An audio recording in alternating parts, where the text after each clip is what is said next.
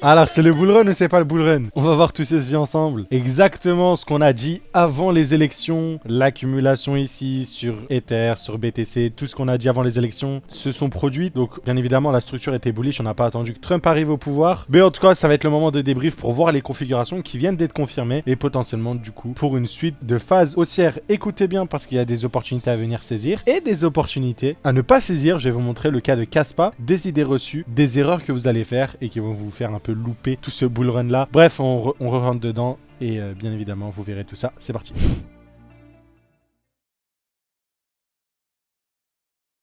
Bon, je vous parle du Kaspa aujourd'hui, c'est pour vous expliquer l'erreur, la fameuse erreur qui pense et qui dit que bon, c'est le bull run, tout monte, donc j'achète. La preuve, Kaspa est dans une configuration bearish. Depuis, on crie au secours avec cette grosse distribution. On confirme encore une fois la tiers. C'est qu'une question de temps avant qu'on liquide ce support-là, ok? Si vous n'êtes toujours pas convaincu qu'on va casser ça sur le Kaspa, c'est que vous n'avez rien compris au Smart Money Concept. Et encore une fois, pendant ce temps-là où BTC n'a fait que monter, regardons, BTC a tenu une structure haussière, ok? Si on suit la logique de tout le monde, BTC a tenu une structure haussière, on l'a vu depuis le début à chaque fois. On a dit il faut que cette dimension, si ça tient, c'est bullish, etc., etc., etc. On tient cette structure haussière depuis le bottom ici, depuis le 24 août. Soyons plus généreux, on va prendre en considération ce truc-là, ok? Ce truc-là, depuis septembre 2024. Si nous nous rendons sur septembre 2024 sur Kaspa, nous avons fait un top et ensuite s'en est suivi une tendance baissière. Vous avez vu, on arrive à voir tout et son contraire. Et la technique, et c'est pour ça que la technique est ultra importante, on s'en fout de Trump, de je ne sais pas qui, l'analyse technique s'il vous plaît les amis, parce qu'ici on voit un pattern de distribution, la Smart Money distribue des Kaspa, elle n'accumule pas, donc elle distribue ses billes, elle les a accumulées en bas, maintenant elle est en train de vous les vendre à la gueule parce que vous êtes en train de FOMO, et pendant ce temps-là, vous vous dites je buy le dip, CEC, etc., alors qu'on voit clairement la structure, et derrière, on vient récupérer la target minimale, cette zone de liquidité qu'on appelle la tiers. La tiers est ici, on a pile poil rebondi dessus, donc voilà encore une fois pour confirmer encore plus ce support pour la money, et pour moi ça me rend bearish. Pourquoi ça me rend bearish? Ça veut dire que ce support-là sera une belle zone de liquidité, ok? Parce que les gens vont long, et dès lors qu'on la cassera, ça sera une jolie contrepartie pour la Smart Money, pour même dump un peu plus. Est-ce que, pour moi, j'attends toujours qu'on puisse revenir jusqu'ici, sur le Kaspa, vers les 5 centimes? Je pense globalement qu'on risque de prendre cela. Bien sûr, toujours dans la technique et tout en étant objectif, si sur Kaspa, je vois un truc comme ça, une réintégration des cassures, bien évidemment, je vous dirai à partir de là, c'est bullish, ok? Et ce sera pas parce que Kaspa, il y a une révolution, il y a des smart contracts, il y a l'écart C20, ça sera juste parce que la structure technique sera bullish. Globalement, c'est tout ce que vous devez savoir. Et c'est sur ces paroles qu'on s'était laissé avec potentielle accumulation. Et quand je vous en ai parlé, personnellement, je l'ai joué sur Ether, vous le voyez, ça va bien. La position globale sur Ether, si jamais on a attrapé le bottom, le but, ça va être de prendre des profits partiels, pourquoi pas. Si vous, personnellement, cet outil-là que vous voyez, effet de levier, simplement pour traquer la position, je n'utilise pas ce genre de produit. Je traite tout en spot, ok, ma size est en spot. C'est juste pour traquer les positions et aussi pour farmer un airdrop au passage, mais ça, c'est autre chose. Mais globalement, voilà, vous le verrez ici. Les différents TP, en gros, si on est en levier, ce serait ça. Les différents highs, globalement. Et personnellement, je pense qu'on peut viser, si on a eu le bottom et on a la prochaine jambe haussière dont je vous parle, comme celle-là et encore celle-là, je pense que la target, c'est les 6000 qu'on avait établi, bien évidemment, si vous vous rappelez, avec le petit Fibonacci comme ça. Ok, voilà. Ok, donc ça, c'est pour Ether et on l'a vu aussi sur le Total 2. Ça, c'est confirmé. Pour moi, dès à présent, la position est claire. On doit être bullish sur le marché avec un potentiel, enfin pas un potentiel, avec un lot protégé qui est en daily d'ailleurs, en daily, je vous rappelle. En journalier, en weekly, c'est toujours baissier. On l'oublie pas en weekly. La structure weekly, on n'oublie pas les highs sont ici. Sur BTC, on les a cassés. Sur les alts, ce n'est pas le cas, mais on a tendance à rattraper le retard. Donc sur les alts, bien sûr que sur du daily, c'est bullish, sur du weekly, non. Donc on peut dès à présent s'arrêter là. Je ne pense pas, c'est pas... Ce qui va se passer quand vous faites de l'analyse technique, c'est que vous allez regarder d'abord en 4 heures, un changement en 4 heures. C'est ce qu'on a vu sur Ether. Et c'est comme ça que j'ai joué la position de manière agressive. J'ai vu en 4 heures l'accumulation avec un COS en 4 heures. Là, ça se confirme en daily, c'est un peu plus de confluence. Et quand ça se confirmera en weekly, ce sera entre guillemets pour de vrai, quoi. Parce qu'on peut, si vous voulez, manipuler sur du daily. Mais voilà, globalement, du coup, sur du daily, c'est confirmé. Le lot protégé est ici. Dès à présent, on est bullish. On rentre ici. Invalidation du scénario là. Et la prochaine target, en cas de continuation haussière, on n'oublie pas, on prend la grosse structure long terme qui est celle-ci. Ok.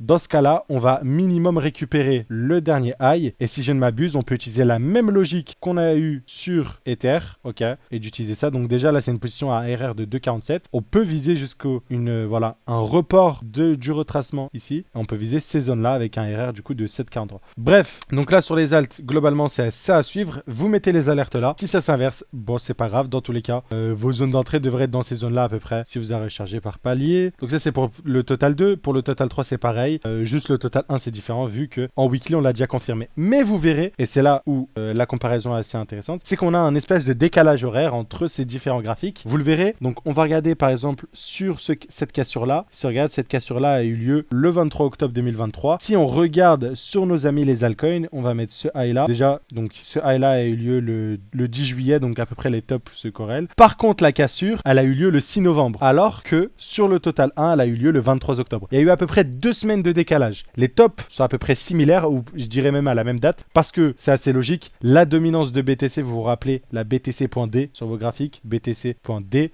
est en hausse. Donc Bitcoin représente une grosse part du marché crypto. Donc dès lors que ça dump, tout le monde va suivre. Alors que quand BTC pump, les altcoins ne sont pas forcément en train de suivre. Par contre, ils finissent par suivre et souvent avec 2 semaines de décalage. Et on l'a vu avec cette cassure-là. On peut prendre l'exemple, par exemple, on peut prendre l'exemple de la dernière consolidation. On va se mettre en daily. Donc ça a eu lieu 11 janvier 2024. La cassure a eu lieu le 12 février 2024. Si on regarde sur le total 2, donc pareil, le top 11 janvier 2024. Par contre, la cassure 14 février 2024, ok. Donc, pardon, excusez-moi. En fait, on est sur les mêmes alentours. Donc ça, c'était avec Ether, je suppose. Ouais, on est sur les mêmes zones. Si je regarde avec le total 3, peut-être qu'on aura une différence avant la cassure. Non, c'est exactement la même chose, ok. Bon, ça s'applique pas toujours comme quoi, mais il y a souvent du décalage. Je pense que vous pouvez même regarder du cas par cas sur les altcoins. Mais voilà, vous avez compris le message dans sa globalité. Et ça, je l'avais déjà montré auparavant. Je vous ai montré sur les différents cycles. Bref, du coup, maintenant, on attend que les altcoins performent. Si jamais BTC ne fake pas. Sur BTC, on va faire l'update dès à présent sur BTC. C'est très très bullish. Alors je vais vous partager un secret que j'ai partagé à mes élèves. Ok. D'ailleurs, si jamais ça vous intéresse d'apprendre les smart money concepts, regardez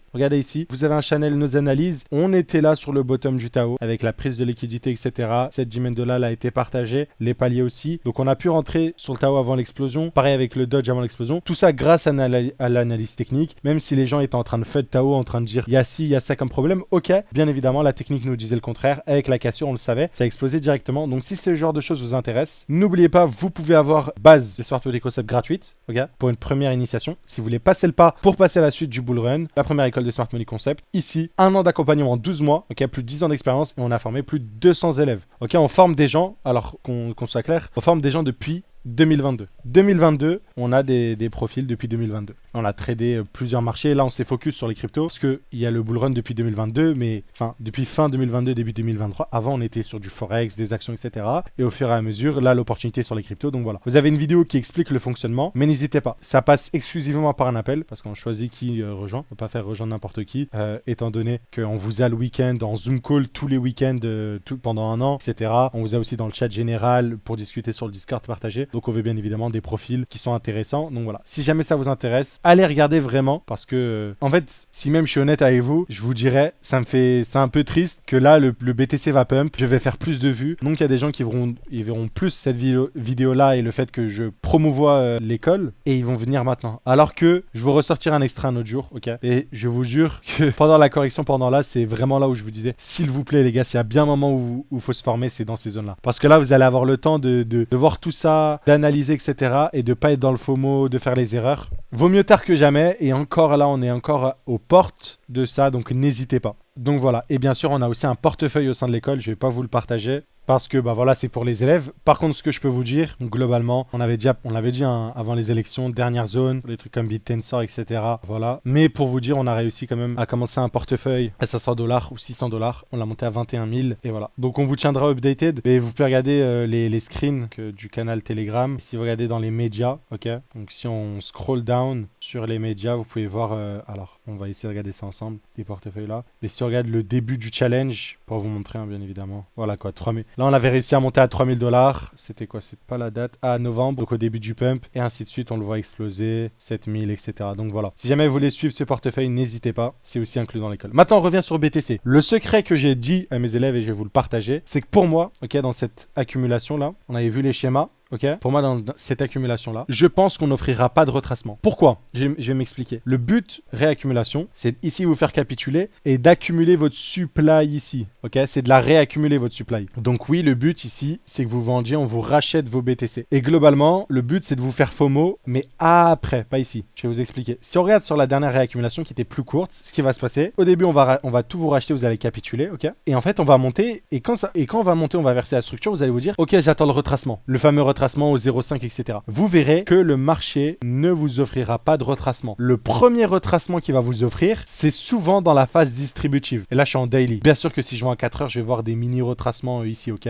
Je vous parle bien en daily dans les plus grosses time frames. Vous allez voir que le premier retracement pour acheter, il va être ici. Et si vous achetez ici le 19 mars 2024, au premier retracement, quoi, bah en gros pendant 6 mois vous allez vous faire chier et le prix va monter peut-être une fois au-dessus, mais généralement vous visez beaucoup plus haut quoi, donc vous n'allez jamais vendre et vous allez vous retrouver au final sous l'eau à capituler dans des zones comme ça. Donc c'est exactement ce qui se passe dans ce genre de phase. Donc pour moi ce qui serait très bullish et je pense qu'il va arriver, c'est qu'on aura très peu de retracement. Donc à la limite on peut retoucher la G-Main de là, ok, donc mais ça reste comme des targets de prix psychologiques énormes, donc personne ne va vouloir in à 70 000 72 000 et hop et on va monter. Pour moi c'est vraiment cette phase là qui arrive, des phases avec des légers retracements pour pas que tu puisses te positionner et que tu FOMO plus tard. Le but, c'est que tu ne rentres pas dans le train. On a fait toute cette manœuvre pour manipuler ta psychologie, pour que tu panic sell, tu sors du marché, etc.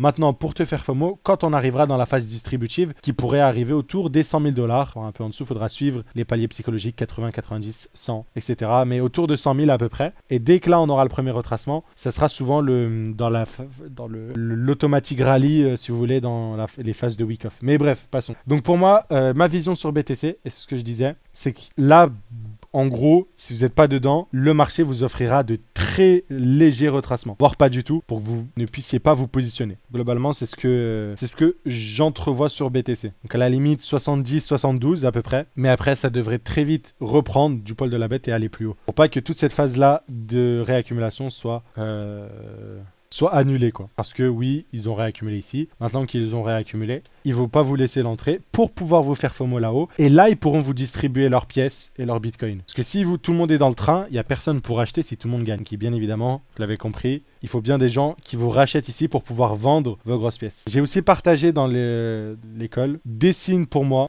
donc la petite update ici, qui montre comme quoi on n'est pas sûr phase distributive encore. Je leur ai montré quelques indicateurs que j'ai suivis. Rien de bien spécial. On les a déjà vus sur la chaîne. La supply de BTC sur les exchanges et Google Trend. Et on voit qu'on est genre les gens sont toujours positionnés sur BTC. La smart money, elle n'a pas encore ramené la masse pour distribuer ces tokens. Donc pour moi, on va plus haut sur BTC.